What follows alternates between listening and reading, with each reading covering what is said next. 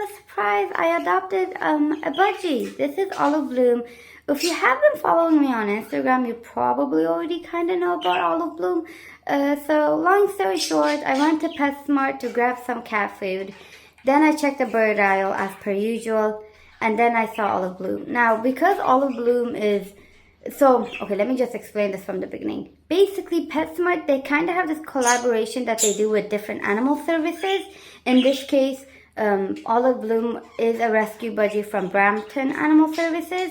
And so PetSmart just houses them, gives them like a temporary space. I think maybe because at certain animal rescue areas, they don't have a lot of space. So PetSmart was just staying there. So he was $12, but like I said, PetSmart doesn't get this money, which is why you actually have to bring cash, and PetSmart will just give it back to the animal rescue I'm assuming at the end of the month. So yeah, that day, I think it was July 25th, I'm not really good with my dates, but I basically asked an associate. He was, at that time, I know his birthday, it's actually March 31st, 2024. So he's roughly right now a year and 2 months, maybe slightly more, years old. And he is a male. But yeah, that day I asked the associate, because you don't just buy the animal, you have to email, in my case, Brampton Animal Services.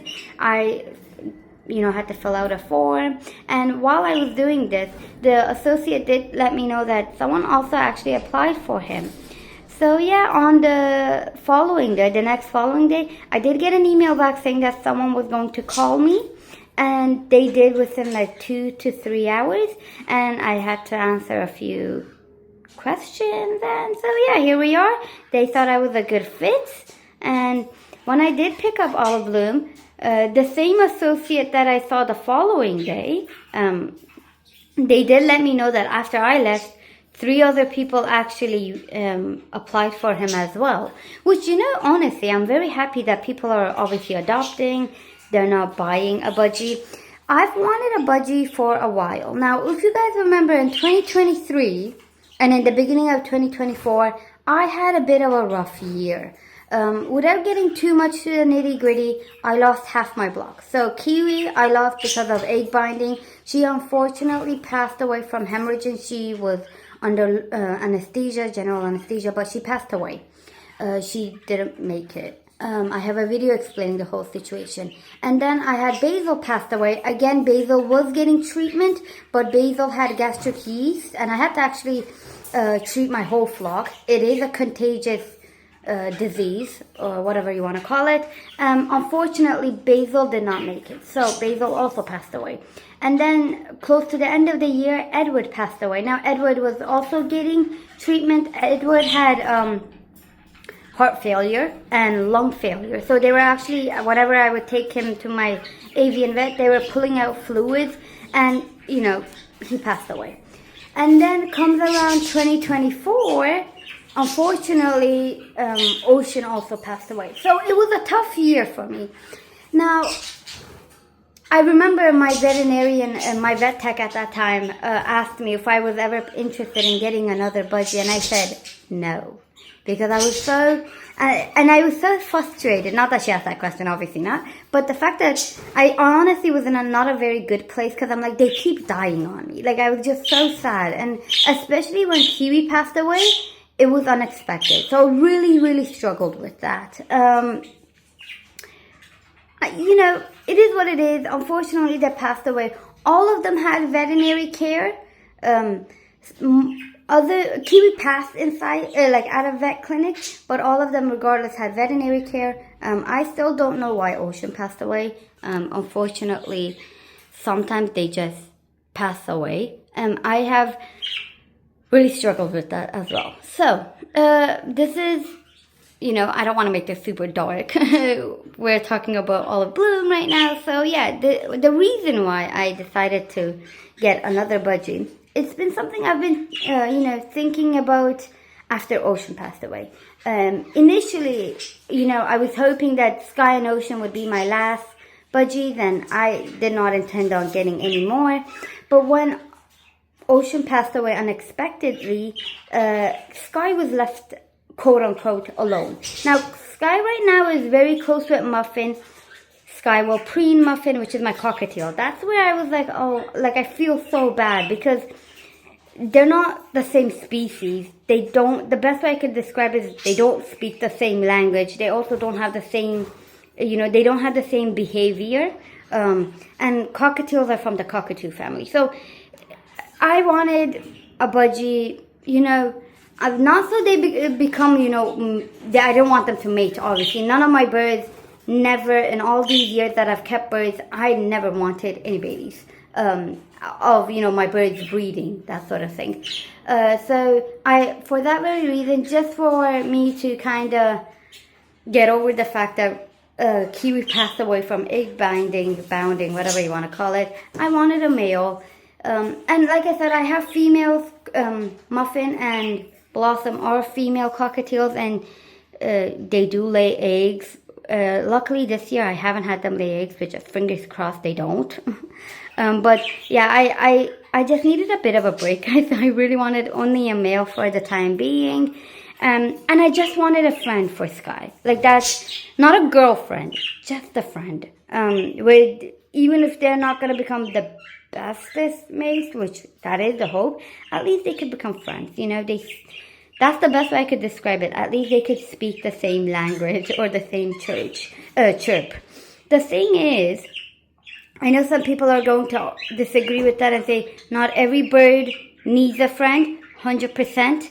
But I know my birds best, and everyone knows their birds best. Sky needs a friend. And Olive Bloom, look at him, he's so cute. From my understanding, Olive Bloom seems like he's a bird that really likes socializing. Maybe not with me right now, but he does seem to be a bird that likes socializing. So, hey buddy. And he also really likes going up to the bottom of the cage. So I do have two, it's so bare. I know Sophie's watching this. I'm so sorry, Sophie.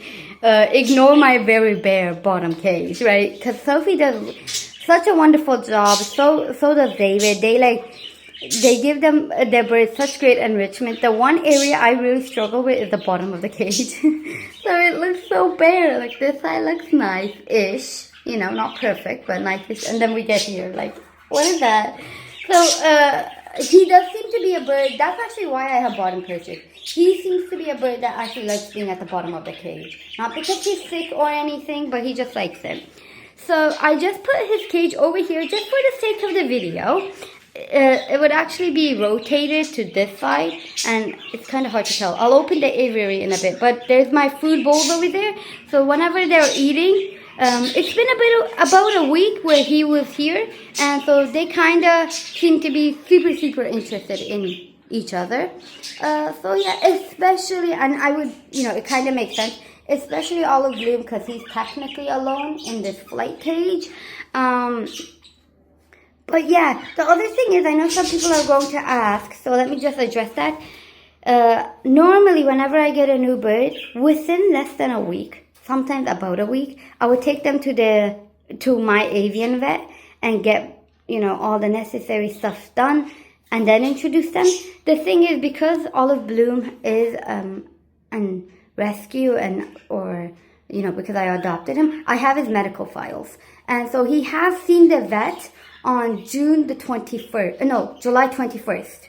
July 22nd is when he goes to PetSmart, and then July 26th is when I adopted him. So he's seen the vet already less than a week by the time I got him. So he already has a clean bill of health. I have his medical files. I would know that. I also have his medical files, obviously all from Brampton, but also from PetSmart.